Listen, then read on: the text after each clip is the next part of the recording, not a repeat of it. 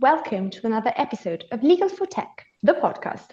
So, guys, you do recognize my voice. It's always Rosie here. And as I've said many times, this is just for students and young professionals. We're very interested in anything that has to do with technology. And yes, it's regulation. So, today I'm joined by my friend and colleague and life savior, Giacomo. Hi, Giacomo. Hi, Rosie. Always a pleasure to be here. Super happy for you to be here because I'm also very excited, as you can hear from my voice, because we're actually interviewing someone that I heard in another occasion, and I was like so happy to finally get some understanding of this topic that I had to actually contact him, of course. Welcome to the show, Daniel Holznagel. It's a great pleasure to see you. Thank you. Thank you for having me here. So, Giacomo, you can go with the first question. Yeah, we're very curious to know you speaking actually. And first of all, the usual question that we ask is if you could tell us a bit more about your career, like for example, where did you study and how did you pick this path where you're hit right now? Yeah, thank you very much. So I studied the law in Berlin. Actually, I didn't start with studying the law. I come from a family of more or less engineers. So I started studying physics, but this was so turned out to be too complicated. And by accident, friends of mine were studying law. I was visiting a lecture and found it very interesting. And then just by accident found myself a law student and. During my studies, I did not really have so much. I was a little bit without orientation. I didn't know, didn't have a career path or something like this. It was more or less by accident. I started working for a lobby group for ICT industry after my studies. That is, it's called Bitkom. It's about tech companies pursuing their political interests and so on. And through this, I got involved in provider liability and all the topics that I'm now very interested in. Also, I found my PhD topic through this. And this was I'm very glad that it turned out like this, that I found this topic and did this PhD. And then I just stick to the topic once I was really into this. And after this, I became a judge also. To apply for becoming judge was not a long plan. It had not been a long plan of mine. It was more or less during my clerkship. I clerked for a judge, and she was really a role model person in that way. And I was really impressed about the way she handled the things. And this was giving me a motivational boost and opening my eyes that I should try this. And luckily it worked out, and then I was working as a judge for some years, and but in between I switched. I went to the Ministry of Justice, and there I was um, busy drafting the NetzDG and the implementation period of it. So for 4 years I was like working as a government lawyer, and this was very interesting times. And also, of course, helped me a lot with this field, which I'm now specialized very much in. And then I had to make a decision again, a career decision some years ago. I had the opportunity to stay in the government, which is like means you have a very fancy offices and you can go to conference around the world by plane and so on. It's very exciting in one way. Or I had the opportunity, of course, to go back to the judiciary. Was not an easy decision, but I went back to the judiciary, and now I'm working as a judge at the appellate court of Berlin, and mostly in antitrust matters and a little bit also in construction cases. And I like this place. I'm very glad to have these cases. It's a very nice area. Both areas are very nice as a judge. Wow, I was wondering how old you are because like you've done basically everything. So I'm like I'm super impressed. Um, that said, you did mention that you work at the Appellate Court in Berlin, and I think our listeners, the ones that are not based in Germany, like me, potentially don't have a picture of how the court system works, especially when it comes to kind of digital litigation. So the type of litigation that has to do with the digital space. And we know that even antitrust kind of has to do with that, because then if you think about the DMA and like the whole Google Meta problem. Could you just give an overview to our listeners of how cases that have to do, for example, with the GDPR, the DSA, the DMA, potentially even the AI Act, are handled in terms of the court system in Germany. Yeah, so basically we have a state and federal structure. So we have basically it's three court instances we have. So the first two court instances, first and second instances at state level, and basically all cases have to go through these court instances. We have some exemptions also for collective redress, where you can start in the second instance, so to say. But basically, we have these three instances, and you start at the first instance. And for most cases after second instance, which is appellate court, it's like the final destination where you can go. Only very interesting cases, of course, when it has broader impact and so on, can go to the federal high court. But I think for most litigants, it's very difficult to get there. So they basically know that in second instance, Oberlandesgericht, that they have to get their final decision or have to make a settlement, which is also, of course, in a yeah, sometimes it's a comfortable decision, because you know that the parties, they really know that if they want to settle, they should do it here. But otherwise, of course, it's a little bit, yeah, it's a little bit more, yeah, don't want to make a mistake, of course, because it might be the final decision and so on. So it's a little, yeah, that's the specifics. And of course, we also have a constitutional court, Bundesverfassungsgericht, but especially you ask for the digital cases or cases about digital sphere, I don't think they get involved so much. So the Federal High Court, the Bundesgerichtshof, is very, very involved and shapes a lot of this whole area of law. I think also with the impact for the European development. Yeah, but the Constitutional Court is not so involved in this, I think. Yeah, and of course we've seen a lot of cases in the digital sphere already in the past and or also now. I was wondering because at the beginning you said that you did work kind of like in the ICT area as well. I know that this may be a bit of a harsh question to ask, but I mean, you clearly understand at least how these things work because otherwise you couldn't have worked in this area before. But do you see that the general understanding of judges and lawyers and in general the legal sector in Germany can support litigation and private enforcement of laws that has to do with the digital space? That's a good question. I mean, I think when it comes to individuals having an impact on how litigation goes, I think it's in the first place it's the litigants and also the lawyers. I think they play and their resources, of course, yeah. So the parties who bring the cases and the attorneys, I think they and which strategies they follow. I think this is by far the most crucial aspect. And it's the courts, they have a very I would even say like a second row function because the things have to be presented to them and how you present them with which strategy and how good the cases that you bring and so on. This is all in the hands of the parties, right? And the courts, they can only decide on what comes to their table and the way it is presented to them. Is this a good case to make a good decision and so on? And so I think, yeah, the most relevant part is I still think that the cases that the litigants can bring and their resources.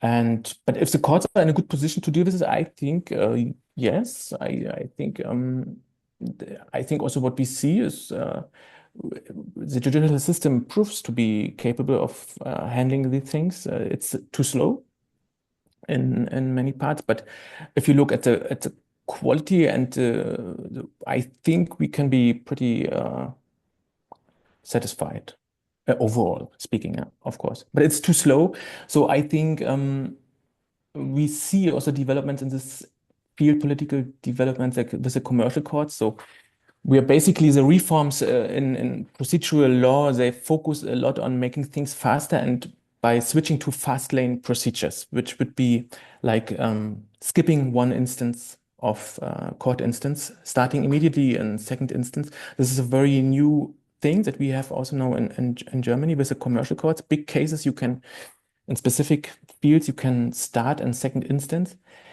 And this is, of course, a huge reform. Yeah? I think in my lifetime, it's one of the biggest shifts in how you can improve the judicial system or the procedural aspects of the systems.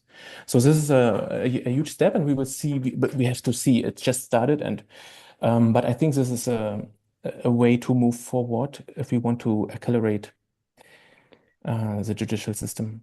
And you mentioned that collective representation in in the kind of meaning of the 2020 European Directive Mhm. also falls within this system of like speedier fast track to the second appellate court, right? Mhm. So that would be both the U-clerk and the Freidoge, if I'm not mistaken, if I actually did my homework correctly. Yeah, I mean, some of these cases you can injunctions you can also bring as representative actions under in the first instance, right? Which is like consumer protection organizations. They bring these cases, but others you start in second instance, yeah. And I think if you would start these cases also in first instance, then they would be to would not work out anymore because these cases by nature take so long, right? So this is a thing where you have to cut short the instances that you have. Um, and but I must. yeah, but I think we still have to gain experiences with this, yeah. But I assume that these cases will take long, and then you have to, once you have won such a case, if you win it, I mean, we in the digital sphere, I think we still have to see these cases to be won. Um, and to my knowledge, we have two big cases in Germany with against Meta. Um, and they still have to be there needs to be judgment, and then you have to, if they win the case, then you have to um yeah, you have to make a decision how to distribute compensation, right? So this will also be complicated. So I think this is to be seen. We are just at the beginning of this new tool, or yeah, it remains to be seen. And I mean, an important aspect I think is I think you need some harm and some potential damages, right, to make it more interesting, these kinds of cases, because you want to collect a group of consumers who have an incentive because they think they can win some monetary compensation. And with the GDPR, this is like a natural fit somehow because you are individually affected and you might have claimed some damages in a way because you yourself are harmed. When we look at other fields of regulation, like the DSA, for example, there are a lot of aspects of the DSA where it would be difficult to identify individual harm. So I lack the fantasy a little bit how the DSA might be very successful there to bring through these collective redress actions. Maybe, but I'm really um, would be a little bit surprised if we see. I think the GDPR is a better fit for these things. Yeah.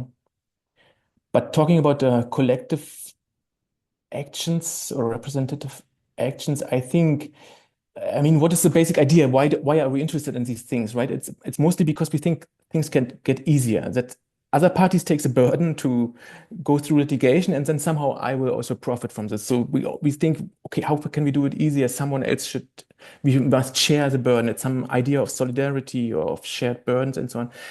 And I think we should not forget that there are a lot of other tools already at place and at work, which also have a similar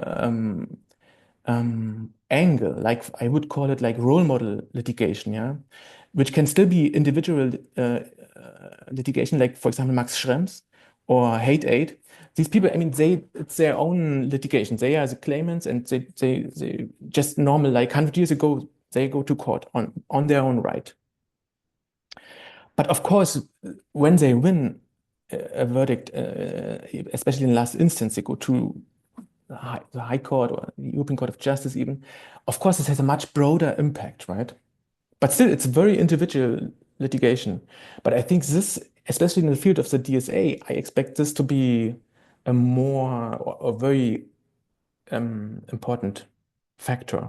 For example, NGOs like Hate Aid, they support litigants to bring such role model litigation. And when they win, of course, this will have the platforms will modify their um, compliance and so on.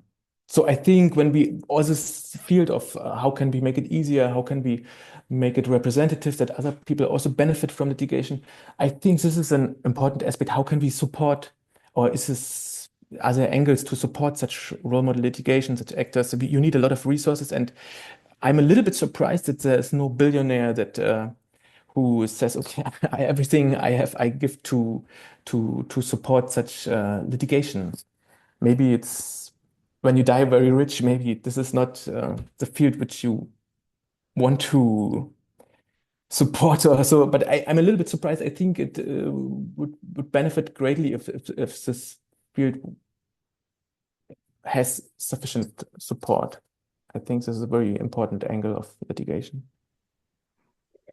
Regarding violations instead, do you believe that some of them are easier to bring before courts when it comes to the European digital laws? And also, do you see like the GDPR as having a kind of parental aura when compared against other pieces of legislation? Yeah, regarding the last question, I don't, I would not think of this like a parental or I feel the GDPR is a very specific thing on its own because of this very individual character of the harm that it's about persons suffering individual harm. And I don't see it as a relative, for example, to the DSA, which is more focused on societal risks and more on collective interests, I think, in the end. Whether or not some infringements are easier to to prove, I think, of course, especially with the DSA, we see this. There are a lot of um, non-compliances which you basically can see on your screen.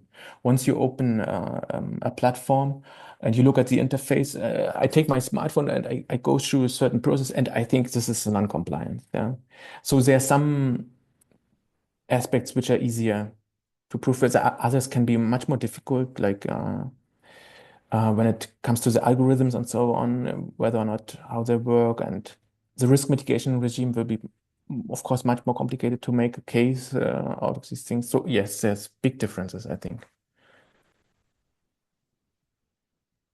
Um, it's very interesting what you said also earlier about the DSA and the kind of like this difference with the GDPR, that the GDPR feels a bit more personal, especially because like you do think of personal data as something that really, really belongs to you.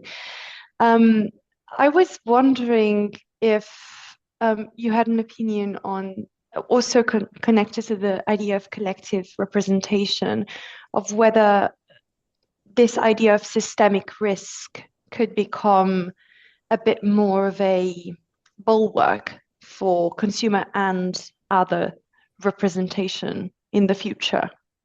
Mm.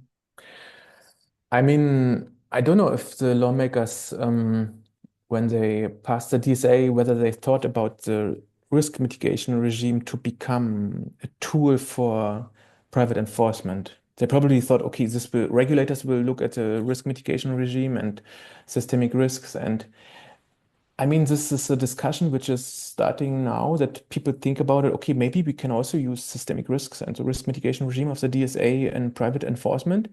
And some argue, no, this is not a fit. It is not possible to bring it as a civil proceeding.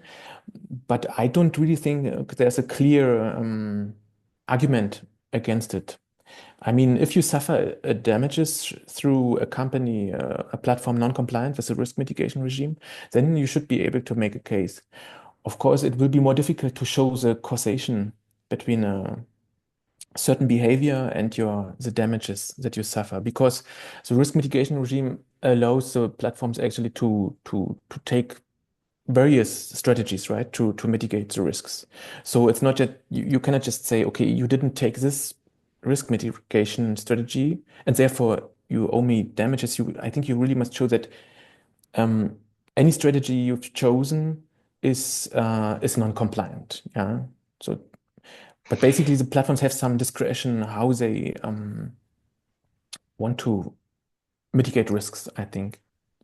That's true. However, we are talking about yes, proportionality, but also adequacy. So like the mitigation strategy needs to be adequate. And if you still look, for example, I'm gonna give a very well-known example is this idea that children spend too much time online on social media. And that's because of addictive algorithms and everything. And that should be considered a systemic risk. There's no question on that. I mean, it's Mm. almost told by the commission. So then you have, I mean, some social media companies, I can't give out names there, do specify that, for example, I mean, whistleblowers have been coming out with books about it, that like 90% of their revenue comes from the use of social media by younger people, teenagers. So there, I mean, how is this strategy adequate if it only cuts off maybe 10% of the people? Like, I'm surely that shouldn't be considered adequate, can it? Um, Naja, so you would have to make this case, right? I mean, there's a lot of angles which play into this. Also, which harm, of course, the companies they can say this that there's different levels of causation, like our services, but also how the parents allow the kids to use these services and so on, right? And so they will probably argue that it's not mono not a monocausation, and especially with use protection, you always have the argument that okay, we on the one hand we want to protect from certain interactions, but on the other hand, it's also use protection um, to enable children to gain experiences and so on. And you can, of course, argue also in this angle. That's what makes it, I think. And then you have a balance of interests, and then you can, of course, argue. I mean, this for lawyers, this is it's a lawyer's dream, right? Because you can argue a lot, and that's very you don't have a hard threshold. You cannot measure by mathematical methods enough use protection, so to say. Yeah, there's a lot of arguments needed, and of course it's for courts in the end, sometimes they must make a decision like, is this an apple or is this an orange? And they have never seen an apple or an orange. But this might be the task of courts in the end, it's true. But in this field with risk for minors, it might be, especially when you say excessive use, yeah, you want to make a case, okay, you incentivize to use our services excessively. It's yeah, it's you don't have a hard, you cannot take a stopwatch and say, okay, just because the kid didn't switch off the service after half an hour or 25, it's okay. So it's much more difficult, right, than other areas we are talking about. Um, I was wondering because you kind of hinted to the decision-making process of the courts. And of course, we know the courts have to be independent, and on that, 100% independent from politics, of course, and obviously bribery, hopefully. Um, I was wondering though, like in deciding on cases, if you yourself or think that the general idea of the public can have maybe a weight in interpreting the provisions. I'm not saying that the court will decide as the public wants, but law is a flexible instrument in that. Certainly, I mean, definitely it has an impact, especially when it comes to fields like just to start with an example, like how do you quantify the harm from a data protection violation, right? For example, in the scraping case against Meta, so there was some data breach, and you are somewhat affected because your data has been transferred to other parties, and of course, this is a GDPR violation, but the harm that you've suffered is very difficult to quantify. And this is nothing new for courts, but it's a specific field where which is a challenge to quantify the harm you've suffered. And of course, then uh, like some consensus in society or in the public discussion will have an effect because it actually uh, shapes our understanding of what is a how to quantify a certain harm. If no one would complain about it, then probably courts would have a different feel of the harm in these cases. And if people really take it serious and so on, then you have a different. This is there's a effect, of course, from public discussion to decision making. Yeah. Well, since you said you wrote the NetC G, what sort of reform would you see most fit to fixing the pieces of legislation discussed, both with regard to their substance and related enforcements and remedial measures?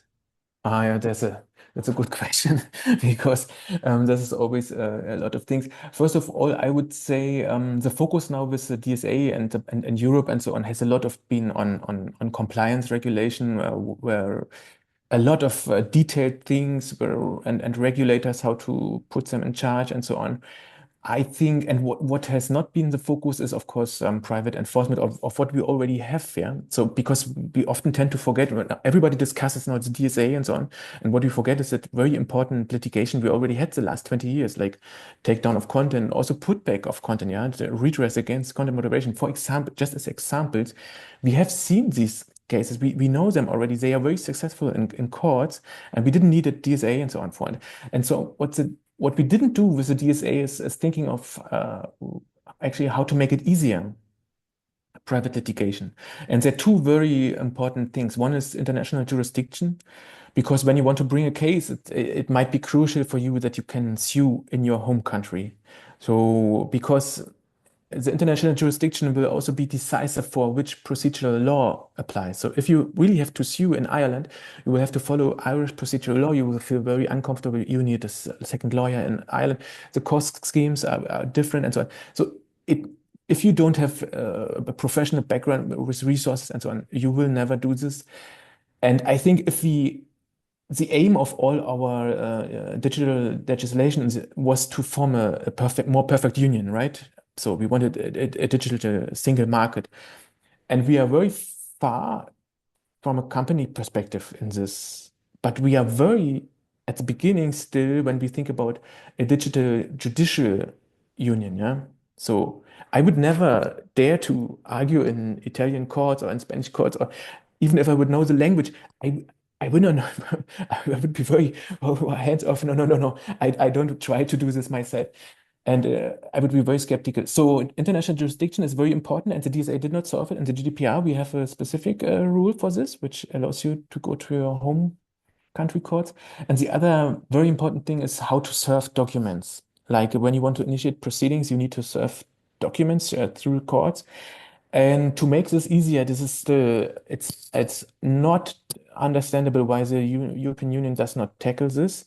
I think one solution would be that all legal persons and also all non-consumers, they would be obliged to take part in an electronic system where you can serve the documents electronically, of course. And then, of course, cross-border, whole European Union. If you want to do business in the European Union, you must take part in this procedure. It's really, if you invite politicians to the podcast, ask why this topic is not getting more attention. If you ask the lawyers, that's much more important for them than the DSA, these two things. And it's a little bit a shame also of the discussion around the DSA that everybody was so focused on these fancy things like out of court redress and so on, all these shiny objects, yeah, little objects which really don't, they do certain things, but it's really not the big thing that which is really important, which is how to improve private litigation. And there we should, so if you ask what should we focus on, then it's this. With the DSA, there are a lot of small things that there are things that should be done better, or where you could do reforms. But these two main pillars are very important, I think. The DSA is a European regulation, of course. I mean, why don't states do something a bit better in that regard then? Like, why don't they change their procedures?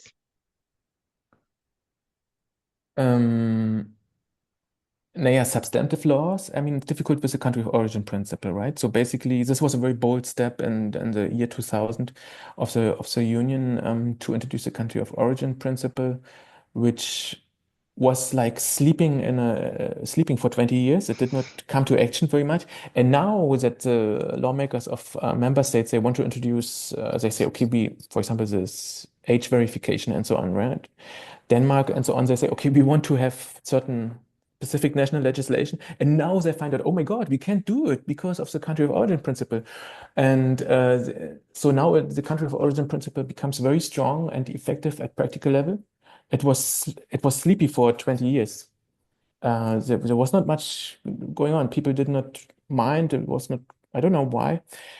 But now that everybody tries to improve cross-border enforcement of laws and of bring litigation cross-border, that becomes much more relevant.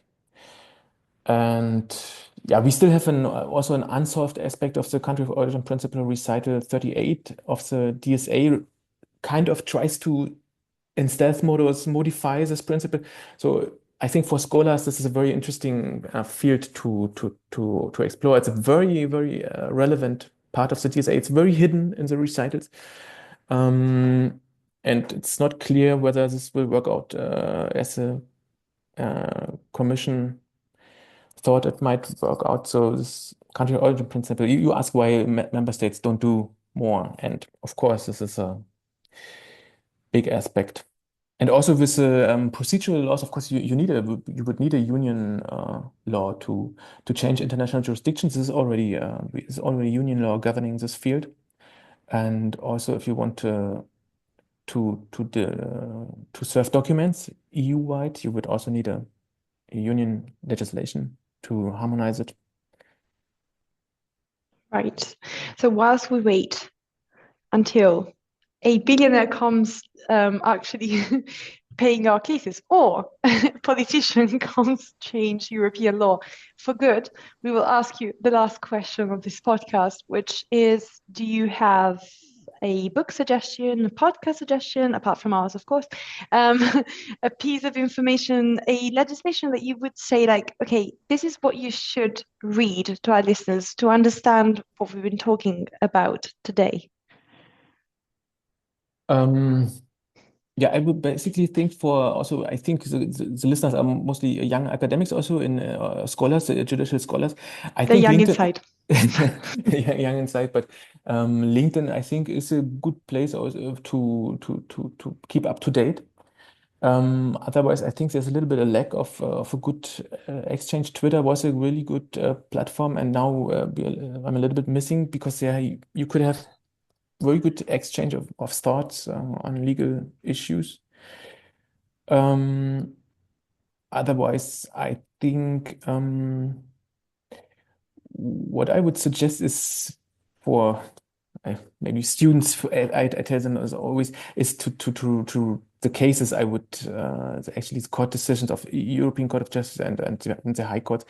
I think this is just very, very relevant and it's very thought through often. So I think you cannot spend enough time to try to digest it and also in which order they make the argument. And mostly it's very, very well thought through. And with the European Court of Justice, I would be especially careful. I would try to think, okay, what was really the question that was referred to by the national court?